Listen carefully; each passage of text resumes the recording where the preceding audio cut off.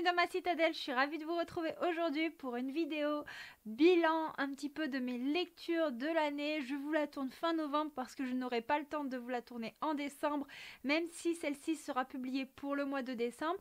Donc dans cette vidéo, je vais vous faire un top 5 de mes meilleures lectures et un top 5 de mes pires lectures de l'année et j'espère que cela vous plaira.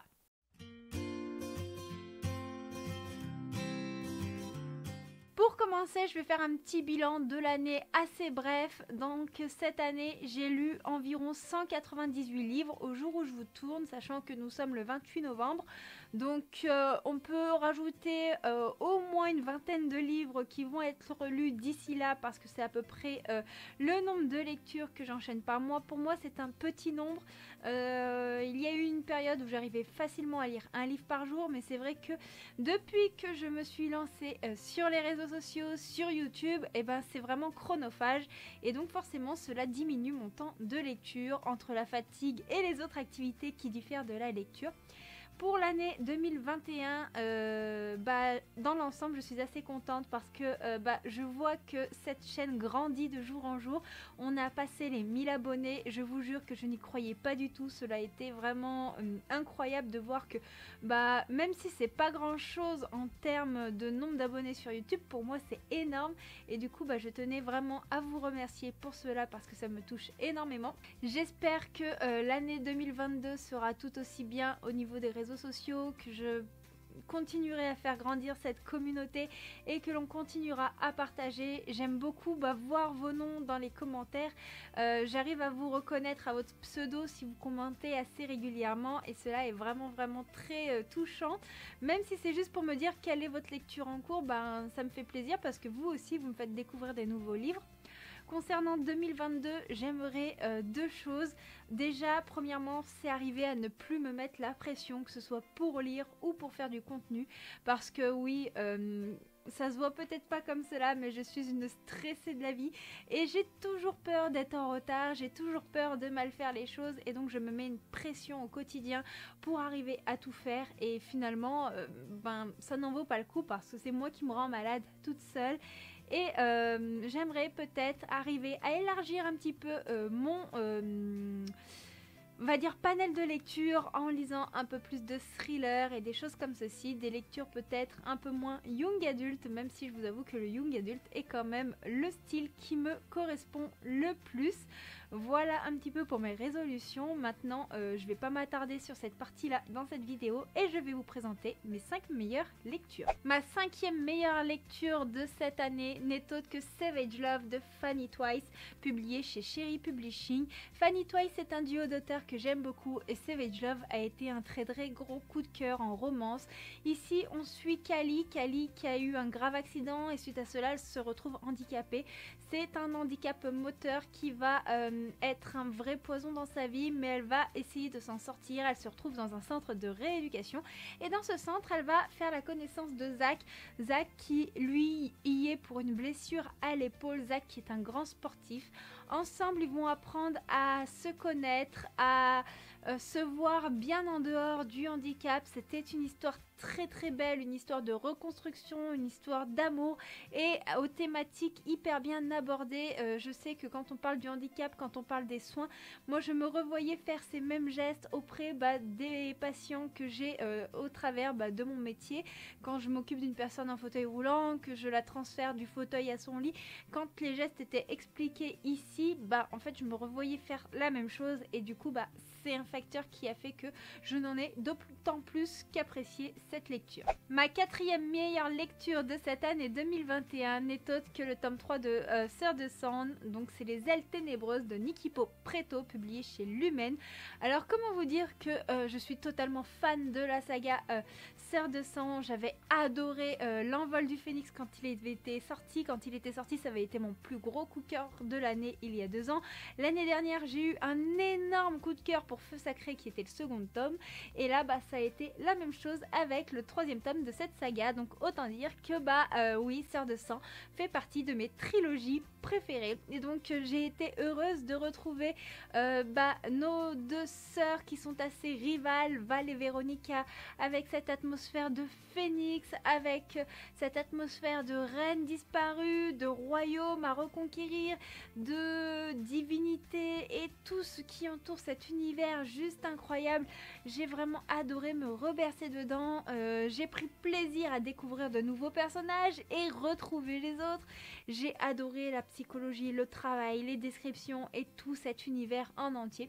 Je ne vais pas vous faire un descriptif de ce livre parce que je vous l'ai déjà fait en point lecture et que c'est un troisième tome de saga. Mais franchement, si vous cherchez une saga avec des animaux mythologiques, si vous aimez les univers bien développés et que les descriptions ne vous gênent pas, franchement c'est une saga que je vous conseille puissance 1000. Ma quatrième meilleure lecture de cette année 2021 n'est autre que Kéléana. Alors quand je dis Kéléana, c'est tous les tomes sortis en France de chez La Martinière Jeunesse, écrit par Sarah Gimas. Parce que j'ai vraiment adoré ce tome 1 que je vous montre aujourd'hui, mais les autres tomes n'ont que monté en puissance. C'est une saga que j'ai pris plaisir à lire tout au long de cette année, une saga qui m'a envoûtée. J'ai vraiment aimé le personnage de Kéléana, qui est une assassineuse qui va être sortie de sa prison qui est Endovier. C'est une prison pas comme les autres, je vous décris pas ça plus que ça, et elle va du coup devoir devenir le champion du prince pour gagner un tournoi et peut-être reconquérir sa liberté. Mais sa liberté ne sera pas reconquérie facilement, déjà parce qu'il y a de mystérieux meurtres dans le château, secondo parce que le gagnant devient le champion du roi pendant un an, et du coup tant que l'année n'est pas écoulée, forcément elle est encore sous la coupe du royaume.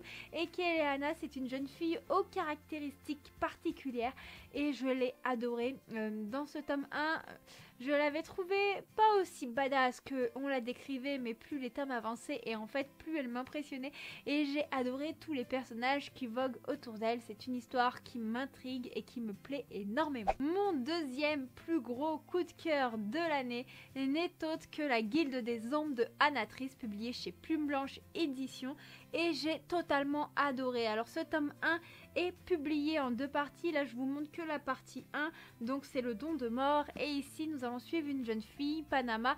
Panama va être recrutée par un elfide de la Guilde des Ombres, et celui-ci va devenir son mentor, et là-bas elle va devoir apprendre à être une lame. Une lame est une assassin, mais une assassin aguerrie qui va exécuter des contrats, mais dans la plus stricte... comment vous dire ça? En fait, c'est vraiment subtilité, on ne sait pas. Et cette guilde a une incidence particulière sur le monde, et donc Panama va apprendre à devenir une assassin là-bas, et sachant que c'est la seule humaine, elle va vraiment en baver. C'est une histoire dont l'univers est envoûtant, très très complexe. La plume d'Anatrice est vraiment délectable, et moi je me suis totalement envolée à travers ce monde. J'étais tellement envoûtée que je n'arrivais pas à m'éloigner de ce récit qui est dur, parce que oui, nous sommes dans une fantaisie quand même très très sombre, mais ce récit qui est vraiment poignant, et cette jeune fille a vraiment un destin à part, et elle vit des choses atroces, elle a une force de caractère tout simplement admirable. Et mon plus gros coup de cœur de l'année, je pense que vous le savez déjà, c'est Crescent City de Sarah Gimas, publié chez De Saxus, et c'est un beau pavé de presque 1000 pages qui m'a totalement envoûtée, un beau pavé qui a su me conquérir, où nous suivons Bryce, une jeune femme qui va devoir coopérer avec un ange parce que elle est accusée d'avoir tué sa meilleure amie et toute une meute de loups, mais elle n'y est pour rien, et elle va devoir mener l'enquête, sachant que d'autres meurtres de la même acabit prospèrent dans la ville de Lunation. Et donc coopérer avec cet ange déchu va pas être facile, parce que il ne se supporte pas, et en plus Bryce est une femme assez indépendante. Bryce, c'est une jeune femme qui est à moitié faée, à moitié humaine. C'est une femme qui a une vie atypique, et nous sommes dans une ville où il y a une multitude de créatures magique avec une hiérarchisation très très complexe. J'avais été envoûtée par cet univers d'urban fantasy. Il est tellement bien développé et la plume de Sarajima c'est tellement addictif. Ici bien sûr nous sommes dans le fantasy 100% adulte, donc bien entendu si ce n'est pas votre style de lecture, ce sera compliqué pour vous, mais moi j'avais pris beaucoup de plaisir à me plonger dedans et j'ai vraiment très hâte de découvrir la suite. Maintenant on va passer à mes 5 flops de l'année.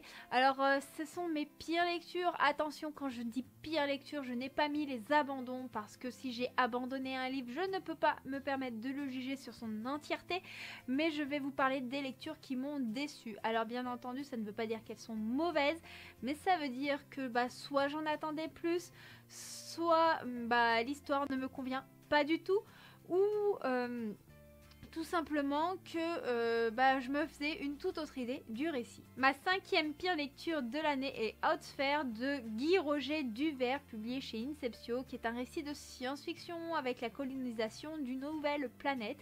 Et j'ai vraiment eu du mal à rentrer dans ce récit qui est un service presse. J'ai dû me forcer pour le terminer et je ne comprenais vraiment rien à ma lecture. Pas parce que l'univers est mal fait, mais parce que j'avais trouvé l'histoire très complexe et le nom des personnages est tout autant complexe du fait que certains protagonistes ont un nom et d'autres ont des numéros. Autant dire que je me suis totalement perdue entre les personnages. Je ne comprenais pas qui était qui et j'étais dans un autre monde. Franchement, c'est une lecture qui ne m'a du coup pas vraiment marquée et je le regrette vraiment. Ma 4e pire lecture de cette année est Mission Rédemption de Farah Anna. Alors, ce n'est pas une lecture qui est mauvaise, bien au contraire, parce que j'ai été absorbée par ce récit puisque je l'ai écouté via la plateforme Audible. Je n'ai pas pu quitter l'écoute puisque la plume de Farah Anna, si vous ne la connaissez pas, elle est très addictive, mais c'est juste que je n'ai pas du tout aimé les personnages. Ils m'ont irritée, je les ai détestés et donc c'est un facteur qui fait que ce livre se retrouve dans mes pires lectures. Nous sommes dans une mission de protection avec des personnages au caractère très complexe, avec des casseroles tout autant complexes et malheureusement ça ne l'a pas fait et je le regrette vraiment. Ma 3e pire lecture de cette année est Key and I de Kevin Tran. C'est un manga que m'avait prêté mon frère, donc je ne l'ai pas en ma possession. Et la plupart de mes déceptions, généralement, je ne les garde pas. C'est pour ça que je vous mets les photos juste à côté. Donc ici, nous sommes dans un manga avec deux frères qui se retrouvent dans des situations assez particulières. Et moi, ça ne l'a pas fait. Pourquoi ? Parce que je n'étais pas du tout sensible à l'humour qui était présent dans cette œuvre graphique. Je me suis ennuyée, je sais que mon frère adore et moi malheureusement non, ça ne l'a pas fait parce que justement cet humour, ce n'est pas le genre d'humour que j'affectionne et apparemment il y a des clins d'œil avec les vidéos YouTube du créateur de ce manga et comme je ne le suis pas sur YouTube, peut-être que certains petits clins d'œil me sont totalement passés à côté. Ma 2e pire lecture de cette année est Just Love Again de Hayden Adam, publié chez Black Ink édition poche. Donc ici, c'est une pire lecture mais dans le sens assez particulier parce que c'est un livre que j'ai relu cette année. Donc là je vous montre le tome 1 mais j'ai le tome 2 également dans ma bibliothèque. Je vous parle bien sûr de l'ensemble de ces deux tomes. Alors cette lecture m'a déçue dans sa globalité. Pourquoi ? Parce qu'en fait j'avais adoré la première fois que je l'avais lu. Il était sorti il y a un petit moment déjà, je ne pourrais plus vous donner la date exacte. Et je me suis replongée dans ce livre en me disant ouais j'avais adoré dans la première lecture, là je suis sûre que je vais aimer et en fait pas du tout.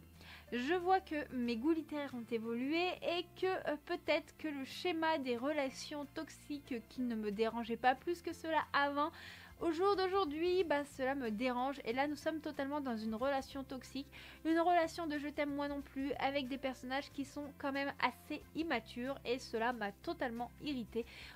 Au début de l'histoire ça passe et au bout d'un moment en fait on tourne un peu en rond et c'est totalement lassant. Voilà pourquoi je le mets dans mes pires lectures, pas parce que cette lecture est mauvaise, mais parce que comme c'est une relecture et je m'attendais à quelque chose de assez grandiose, parce que c'était le ressenti que j'ai eu la première fois, en le relisant, j'ai été assez déçue.